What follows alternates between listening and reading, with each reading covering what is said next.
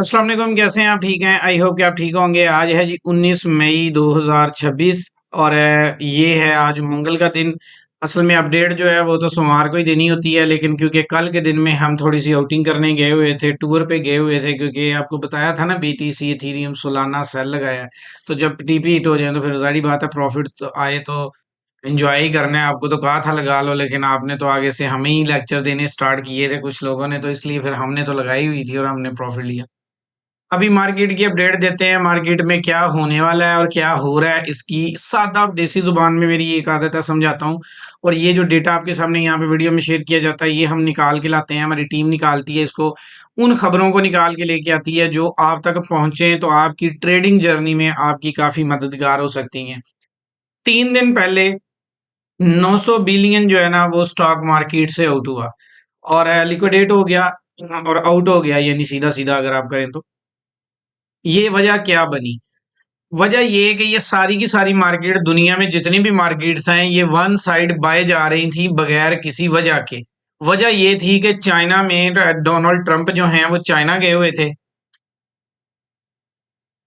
वजह ये थी कि डोनाल्ड ट्रंप चाइना गए हुए थे और सबको ये लग रहा था कि वहां जाके बड़ी बड़ी डील साइन होंगी, बहुत वहां से पैसा निकलेगा और बिजनेस आएगा और कुछ जंग बंदी के ऊपर न्यूज आएगी। ये वो वजह थी जिसकी वजह से सारी मार्केट्स बाय जा रही थी।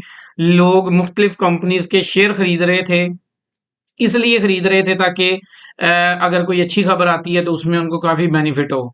जबकि वहाँ से चाइना से आपने देखा ही है अभी कि क्या हुआ है ट्रंप के साथ भी। तो अच्छी खबर सिवाय 1-2 कंपनीज़ के बाकी नहीं आई।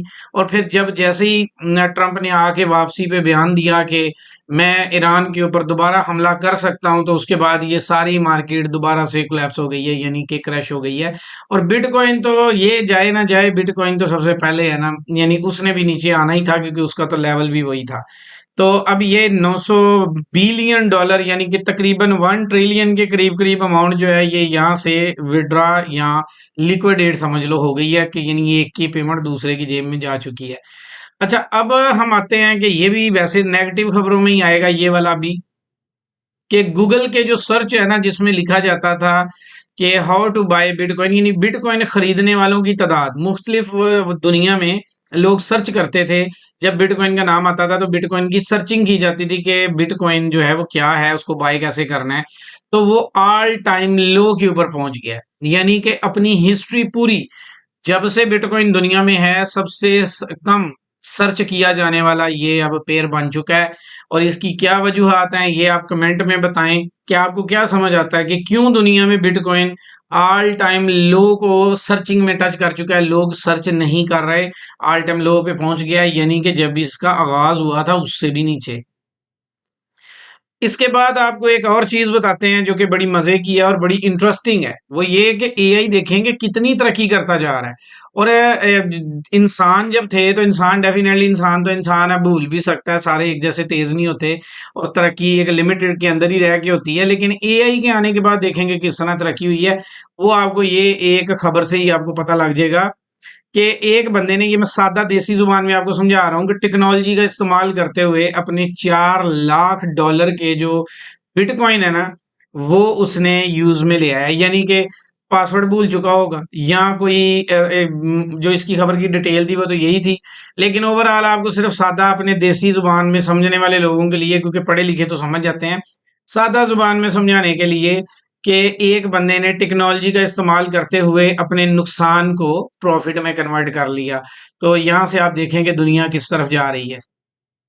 अब आते हैं जी अबू धाबी, यानी एक दुबई है, अबू धाबी भी उन्हीं के साथ ही, यानी कि कंट्री वो मुत्तहिदा अरब इमारात है, उसमें एक दुबई है फिर अबू धाबी, यानी कि ये आप जो उधर रहते हैं उनको पता ही है। तो अबू धाबी में इन्होंने 550 मिलियन वर्थ का जो है ना वो बिटकॉइन बाय कर लिया है। थोड़ा थोड़ा करके ये भी बाय कर रहे होते हैं, क्योंकि गवर्नमेंट जो होती है वो क्योंकि पब्लिक मनी पे होती है। सारी गवर्नमेंट्स पाकिस्तान की तरह नहीं होती कि बस पब्लिक के पैसे को उजाड़ी जाए। दुनिया की गवर्नमेंट्स इस तरह से करती हैं कि पैसा इकट्ठा करती हैं और वो जो पब्लिक फंड होता है ना वो उसके टाइम लिमिट के मुताबिक कहीं ना कहीं इन्वेस्ट करते हैं। जैसे कि अभी अबू धाबी ने 550 मिलियन जो है वो यानी ऐड किया है। अच्छा, ये पिछले 10 साल का डेटा आपके सामने रखने लगे हैं। पिछले 10 साल के अंदर लोगों ने अगर गोल्ड में इन्वेस्टमेंट की थी तो 255% प्रॉफिट हुआ। अगर एसपीवाई में की थी, यानी एसपी 500 जो कि सबसे बड़ा स्टॉक है, तो 323% प्रॉफिट हुआ। अगर किसी ने अमेज़न में की थी तो 654% प्रॉफिट हुआ। अगर किसी ने गूगल में की थी तो 1000% प्रॉफिट हुआ, 15% और अगर किसी ने एप्पल कंपनी के साथ इन्वेस्टमेंट की थी तो उसे 1355% का प्रॉफिट हुआ। अगर किसी ने टेस्ला के साथ काम किया तो 3122% का इजाफा हुआ। लेकिन अगर किसी ने बिटकॉइन के साथ काम किया तो 17,420% का प्रॉफिट हुआ। यानी कि अगर किसी ने $100 इन सब में डाले हुए थे तो बिटकॉइन में डाले जाने वाला $100 17,420 का हो गया, जबकि गोल्ड में डाला जाने वाला सिर्फ 355 हो सका, जबकि एसपी 500 में जाने वाला 323 हो चुका और ये जितनी परसेंटेज लिखी है वो उतना हो सका। इसलिए दुनिया की भी आज के दिन में सबसे बेस्ट इन्वेस्टमेंट अगर कोई है तो वो बिटकॉइन है और इसको सोच समझ के आप बाय कर सकते हैं टेक्निकल लेवल को मद्देनजर रखते हुए।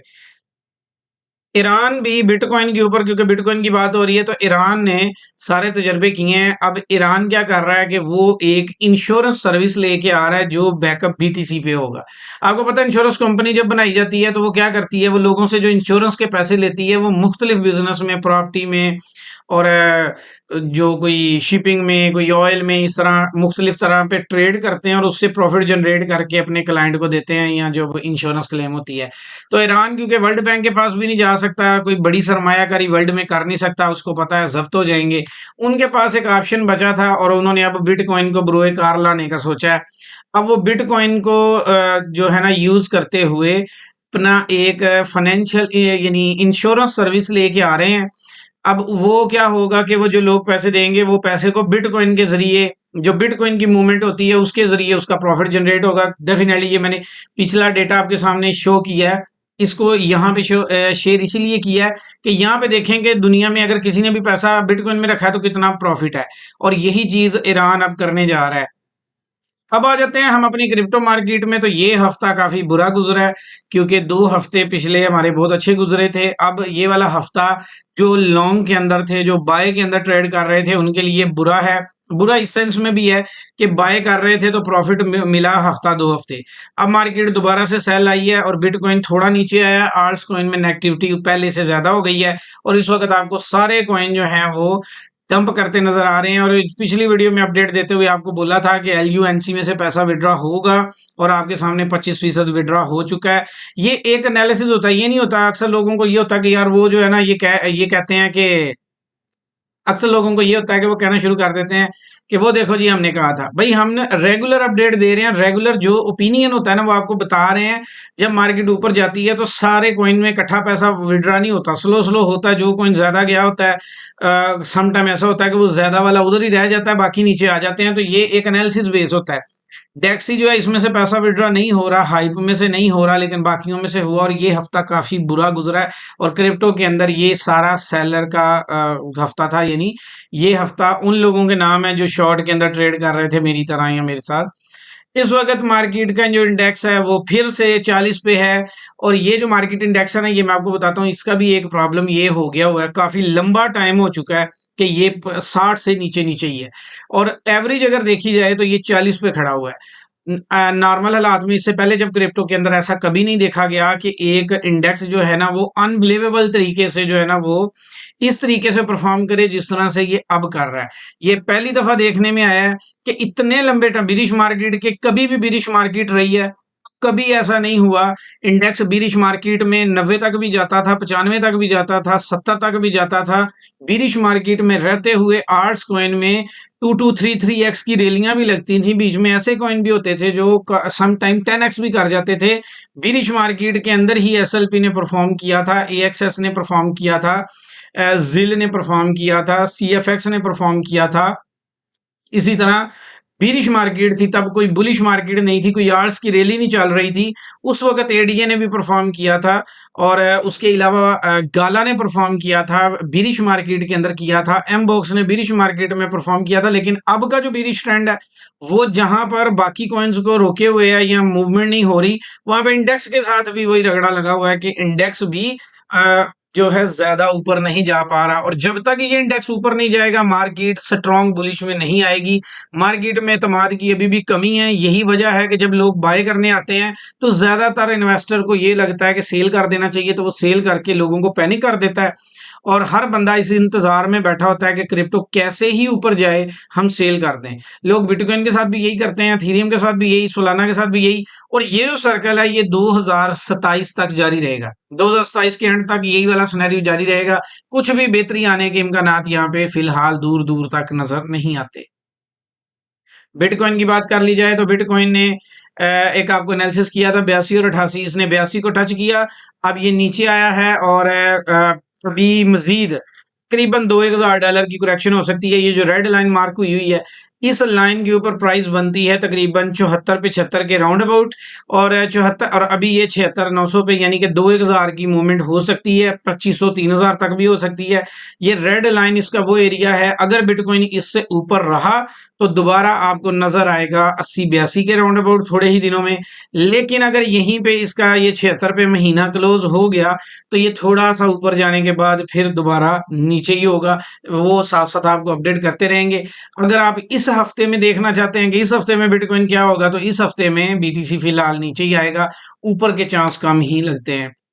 अब आ जाते हैं जी जिल कॉइन। जिल कॉइन का जो एनालिसिस है, उसने अपना ये वाला ब्रेकआउट दिया हुआ है, और दोबारा उसने टेस्ट करने के लिए कुछ दिन पहले 492 को टेस्ट किया, लेकिन एग्जैक्ट एरिया बनता है 460 और 450। जिसकी भी ट्रेड लगी है 450-60 के रेंज में उसे मैनेज करना है आपने, क्योंकि इसका जो पैटर्न इस वक्त है वो बुलिश पैटर्न बन चुका है, और बहुत अगर मार्केट इसी तरीके चलती है स्मूथ स्मूथ, तो ये जो है ये अपना इस एरिया में आने के बाद दोबारा से यहाँ पे जा सकता है। और अगर मार्केट बीरिश होती है, यानी बिटकॉइन जो है वो 70,000 से नीचे जाके क्लोज होता है, तो इस पे डेफिनेटली फिर प्रेशर आएगा और फिर ये अपने निचले जोन में आ सकता है। जब तक बीटीसी 70,000 से ऊपर है, यानी 75 से ऊपर है, जिल इसी जिक कॉइन, सॉरी जिल कह दिया, जिक कॉइन आपको इसी रेंज में मिलेगा 450-60, इसी की रेंज तक आपने मैनेज करना है। और अगर मार्केट में बीटीसी 70 से नीचे जाता है देन ये आपको मिलेगा 350-360 के अंदर, क्योंकि इसका बराह रास्त ताल्लुक बीटीसी से है, ये पेयर बीटीसी के साथ ही मूव करेगा। अच्छा, अब आगे चलते हैं जी, आपको एक और कॉइन का बताते हैं जी, रोन कॉइन। इनके ऊपर भी हैकिंग अटैक हुआ है, और उसकी वजह से इनको डिपॉजिट विड्रा बंद करने पड़ गए थे, और अभी दोबारा जो है ना, अभी शायद दोबारा ओपन कर दिए हों, ये 3 दिन पहले की है। अच्छा, अब बताने का मकसद ये है कि जब भी कोई कॉइन खरीदना है, होल्ड करना है, पैसा डालना है, तो आप एक चीज को समझें कि आपने जिंदगी की जमा पूंजी लगानी है। ठीक है, आपकी जिंदगी की जमा पूंजी इसके अंदर लगनी है, तो सोच समझ के पैसा लगाएं, होल्ड मत करें। मैं आपको बार बार कह रहा हूं, होल्ड मत करें। जिसने रोन होल्ड किया, हर एक नए दिन नई कहानी है, और आपके पैसे को हथियाने के लिए 10,000 कुलिये हैं इन कंपनीज के पास कि ये हो गया था, वो हो गया था। सरमाया सिर्फ महफूज है तो वो बिटकॉइन में, इथेरियम में, सोलाना में है, वो भी टेक्निकल लेवल के बाद, और बाकी 6-7 कॉइन और है, इन्हीं में महफूज समझा जाता है। बाकी किसी जगह पे कोई महफूज नहीं है, हर दिन एक नई कहानी आएगी। अब ये है जी गोल्डमैन सचिज, ये इस बंदे ने, इस फर्म ने, ये आई थिंक बंदे का ही नाम है, और क्योंकि ये न्यूज़ थी इसके ऊपर, अभी थोड़ी देर पहले जब वीडियो बनानी थी उससे पहले ये हमारे सामने आई थी। बताने का मकसद ये है कि इन्होंने जितने भी तकरीबन 7-8 साल से XRP रखे हुए थे, सारे के सारे सेल कर दिए हैं। इससे पहले भी रखे थे और ETF के बाद भी रखे हुए थे। ये आई थिंक कोई फर्म होगी, क्योंकि ETF अप्रूवल इनकी है, तो ETF के अंदर जितने भी XRP थे वो सारे के सारे सेल कर दिए हैं। सादा सा मतलब समझो कि XRP पे इनको एतमाद नहीं रहा, और वो इसलिए नहीं रहा कि वो जो क्लैरिटी एक्ट बिल है ना, उसमें एक दफा फिर मौजूए बहस आने वाला है XRP, ये याद रखना है आपने। और दोबारा से एक दफा बाइनांस भी ज़ेरे बहस आएगी, दोबारा से XRP भी आएगा, सोलाना भी आएगा, और भी बहुत सारे कॉइन ज़ेरे बहस आएंगे जिन पे ऑलरेडी SEC का केस लगा भी हुआ था। अच्छा, ये है जी, ये कैपिटल बी, ये जो है ना, इस एडम साहब की कंपनी है, एडम भाई की, और इन्होंने $15 मिलियन का बिटकॉइन, यानी $15 मिलियन के बिटकॉइन खरीदे हैं। लेकिन जब इनसे पूछा जाता है तो ये कहते हैं 0.10 के ऊपर हमने ऑर्डर लगा रखा है, और वहां पे जाके हम सारे खरीदेंगे। और इसी बंदे के बारे में ये भी कहा जाता है कि ये बिटकॉइन का असल मालिक यही है, एडम। इसके ऊपर अक्सर इंक्वायरीज होती हैं, लेकिन इसकी जो कंपनी है कैपिटल बी, उसने लगाने पे आए हैं तो सिर्फ 15 मिलियन ही लगाए हैं। मुझे लगता है कि ये हमारे वज़ीर आज़म से काफ़ी ज़्यादा इंस्पायर हैं। उन्होंने दिल पे पत्थर रख के पेट्रोल की कीमत बढ़ा दी थी और कपड़े जो है ना अपने बेच के महँगाई कम कर दी थी। इसी तरह ये है कि इस बिटकॉइन तो इन्होंने सारे के सारे बाय करने हैं, लेकिन जब करने की बारी आई है तो सिर्फ़ 15 मिलियन तक के बिटकॉइन जो है ना ये बाय कर सके हैं। इसके बरक्स जिसके ऊपर ये इल्ज़ाम नहीं लगता वो है माइक्रो स्ट्रेटजी का। ये भाई साहब ने अभी कल के डिप में फिर 24,869 बिटकॉइन खरीदे हैं, $2 बिलियन मजीद लगा दिया है। अच्छा, आप सोच रहे होंगे कि ये बंदा सारा पैसा अपना लगा रहा है, ऐसा नहीं है। इसकी कंपनी है माइक्रो स्ट्रेटजी, उसके शेयर हैं स्टॉक में लिस्ट। लोग उस शेयर में पैसा लगाते हैं, वो जो पैसा शेयर में लगाते हैं ये पैसा बिटकॉइन में लगा देता है और फिर उसको एक मंथली बेसिस पे रिवार्ड मिलना होता है, बस वो रिवार्ड ही इसको मिल रहा होता है और ये दे रहा होता है। और ये बिटकॉइन जो पिछले दिनों इसने थोड़े से बेचे थे ना, उसमें उसने यही वाला रिवार्ड दिया था उनको। तो ये पैसा पब्लिक का ही होता है, लेकिन अपनी कंपनी के नाम पे लगाता है और आज तक पता है वैसे किसी को भी नहीं है कि वो कौन से ड्रेस है जहाँ पे इसने रखा हुआ है। लेकिन खैर, अभी तक जो माइक्रो स्ट्रेटजी यानी कि अभी स्ट्रेटजी बी उसका नाम है बिटकॉइन की वजह से, स्ट्रेटजी ने अभी तक टोटल सप्लाई का 4% ये होल्ड कर चुके हैं। यानी जितने भी बीटीसी की टोटल सप्लाई है ना, उसका 4% अब इस बंदे के पास है, तो ये एक बड़ा प्लेयर बन चुका है। अच्छा, अब आ जाते हैं जी बिटकॉइन के लिए। अब जहाँ पे अच्छी अच्छी खबरें डिस्कस हुई हैं, एक और आपको बताते हैं। एक कंपनी है बिटकॉइन डिपोट। वो डिपोट नहीं, वो जो डीपोट होता है वो डीपोट होता है, आर वाला, ये डीपोट है। अच्छा, ये क्या है कि इन्होंने अपना बिजनेस क्लोज कर दिया यूएस के अंदर। ये कह रहे हैं कि हम बैंकरप्ट हो गए। ठीक है, यानी ये कंपनी बैंकरप्ट हो गई। और इस कंपनी का काम क्या था, ये सर्विस देती थी बिटकॉइन के जो एटीएम्स लगे हुए हैं ना अमेरिका में, ये उस एटीएम को वो इस कंपनी के एटीएम लगे हुए थे। तो डेफिनेटली इनको जो पैसे आने थे वो तभी आने थे जब ये बिटकॉइन को वहां पे खरीदेगा और खरीद के तो वो जाके उधर एटीएम के जरिए विड्रा करेगा, तो तभी इनको चार्जेस मिलने थे, क्योंकि ये बैंक तो है नहीं। लोग इधर उधर ही ट्रांसफर कर लेते हैं। और अगर ट्रंप रहा तो अमेरिका के तो हालात इससे भी, जो मुआशी सूरत हाल है वो इससे भी शायद पता नहीं और कितनी कंपनीज को सत्यानाश करना है उन्होंने। तो बहरहाल ये बिटकॉइन की एक कंपनी जो सर्विसेज देती थी, बिटकॉइन को नहीं देती थी। ये एटीएम प्रोवाइडर थी। एटीएम लगी हुई थी काफी पूरे मुल्क में और वहां से लोग बिटकॉइन कैश करते होते थे। अब वो बैंकरप्ट हो गई है, तो डेफिनेटली उन्होंने सर्विस आउट कर दी और बंद कर दिया अपने आप को। यानी अब इस कंपनी की एटीएम जो है वो आपको सर्विस नहीं देगी। इससे पहले मलेशिया में जो कंपनी एटीएम की सर्विस देती थी बिटकॉइन कैश के लिए, वो भी दिवालिया हो गई थी, बंद हो गई थी। अभी मलेशिया में भी कोई एटीएम नहीं है। इसी तरह सिंगापुर में जो 3 कंपनीज करती होती थी काम, उनमें से भी 2 दिवालिया हो गई हैं, तीसरी बराबर पे चल रही है। और वो जो बराबर पे चल रही है ना, उसका अभी तक जो उन्होंने वो भी शायद बंद कर दें।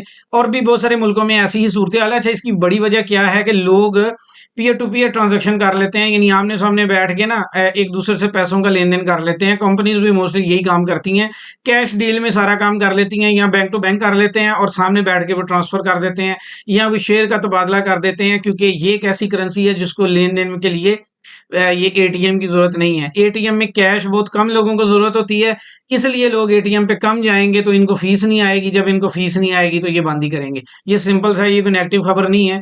ये अच्छी चीज है कि एटीएम से जान छूटेगी, लोग पीयर टू पीयर पे आएंगे और उनकी प्राइवेसी भी रहेगी। आई होप कि आपको आज की अपडेट अच्छी लगी होंगी। अभी के लिए इतना ही, दुआ में याद रखिएगा और चैनल को सब्सक्राइब कर लें।